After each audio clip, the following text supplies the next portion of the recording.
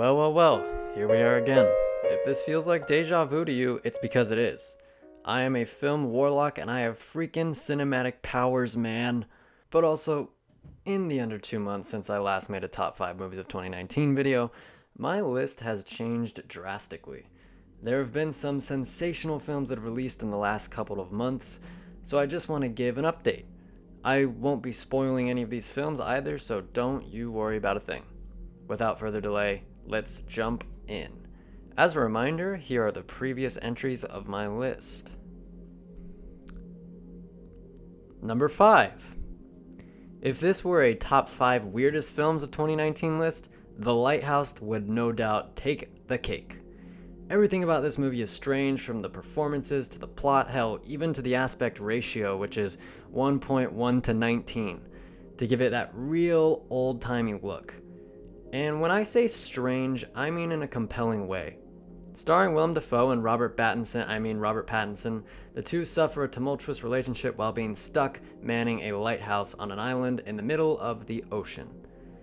I enjoyed nearly everything about this movie, from the acting to the cinematography to the score, and the ending will leave you in a state of contemplation for hours after the credits have rolled. It was just good to see such a creative and unique film like this in this day and age. Number 4. Parasite is the latest film from esteemed South Korean director Bong Joon-ho.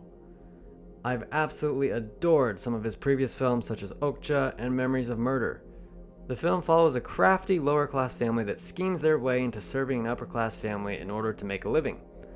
I actually thought that the film was going to be a thriller about an actual parasite going into the movie, but I like the metaphoric title much more. This is simply a fun film to watch. The main characters are all likable, and it's a blast to watch them weave their web of lies.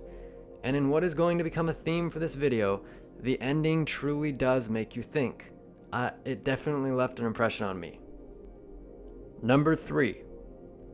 James Mangold is quickly becoming one of my favorite directors currently working. He did Logan, which was an incredibly satisfying end to Hugh Jackman's Wolverine, and my favorite film of 2017. And he managed to follow that up with Ford vs. Ferrari. The film is what I imagine driving a race car is like: extremely fun and ridiculously intense. Matt Damon and Christian Bale are charismatic and a joy to watch as Carroll Shelby and Ken Miles. The racing is fun to watch, but even more so are the characters and the choices that they make, as well as the strategy of building a car that can compete with Ferrari. Even if you know how the real-life story transpired, none of the fun will be lost on you. Number 2. The only film that was on my previous list and the former number 1 film of the year. What dethroned it, you may ask? Well, give me a minute, alright? I'm getting there. Anyway, Joker is dark and disturbing. Almost as disturbing as The Lighthouse, but not quite. It's also the most successful character study of the year, and I'm a real sucker for a good character study. I don't want to spend too long on Joker because I did cover it in the last top 5 list, so if you want to hear me gush about Joker, check out that video. Link is in the description, unless I forget, which is totally a possibility. Look, it's an excellent film, and Joaquin Phoenix deserves an Oscar, so that's all I'm going to say about it. Number 1. Well, here's the film that dethroned Joker. Mr. Rogers was a little bit before my time, and he died while I was in elementary school, so I wasn't really introduced to him until I was already an adult. What I'm saying is that despite not growing up on Mr. Rogers by any means, A Beautiful Day in the Neighborhood is still my favorite movie of 2019. This film made me feel all kinds of emotions. It made me want to be a better person. No film has ever made me feel exactly the way A Beautiful Day in the Neighborhood has. Tom Hanks is perfect as Fred Rogers. I was worried that I would only be able to see Tom Hanks and not Mr. Rogers. But after the first few scenes, that fear was gone. Hanks should win the Oscar for Best Supporting Actor. Yes, Supporting Actor.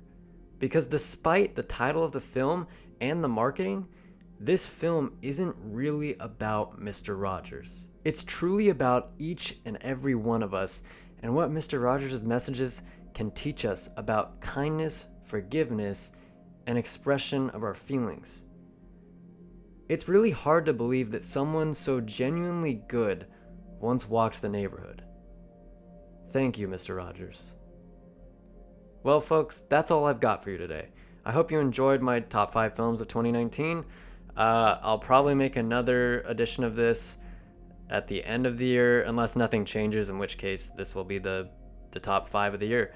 But again, thank you so much for watching. Leave a like, subscribe. It's totally up to you. And I'll see you on the next one.